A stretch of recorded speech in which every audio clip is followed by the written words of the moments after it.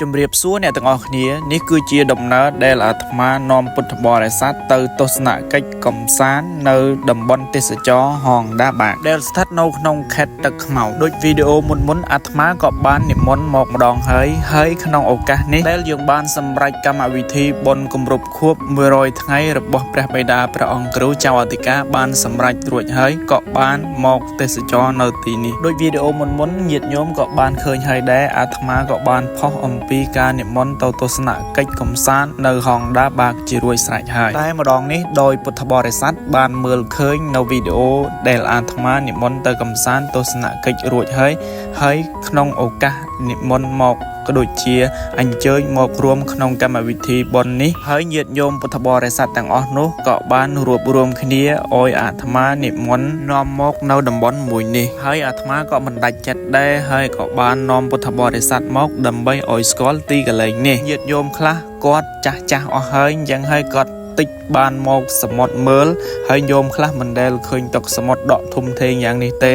ពេលដែលគាត់មើលឃើញនៅទឹកសមុទ្រយ៉ាងធំធេងដក់ដូច្នេះហើយពួកគាត់ក៏មានសោមនស្សរីករាយយ៉ាងខ្លាំងហើយនឹងដោយការផ្លេចភ្នែករបស់ពួកគាត់ទៀតដោយឃើញទេសភាពដក់ស្រស់បំប្រងមហាសមុទ្រព្រមទាំងមានអ្វីប្លែក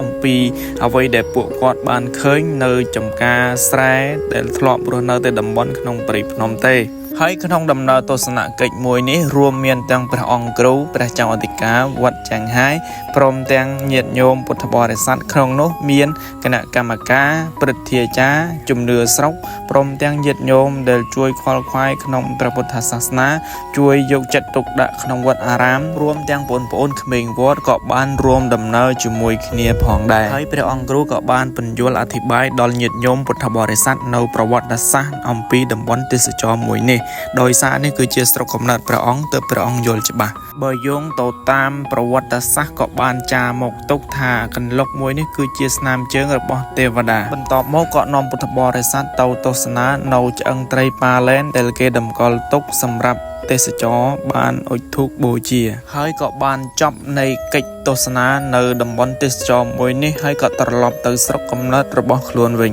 ហើយសារក្នុងវីដេអូមួយនេះអាត្មាពិតជាសូមថ្លែងអំណរអគុណដល់ញាតិញោមពុទ្ធបរិស័ទដែលបានទស្សនាហើយនិងស្រឡាញ់នៅវីដេអូមួយនេះប្រសិនបើឃើញល្អប្រសើរក៏សូមជួយចុច like share ក៏ដូចជាលើកទឹកចិត្តដើម្បីនៅវីដេអូផ្សេងទៀតនិងឲ្យញាតិញោមបានឃើញសូមអរគុណ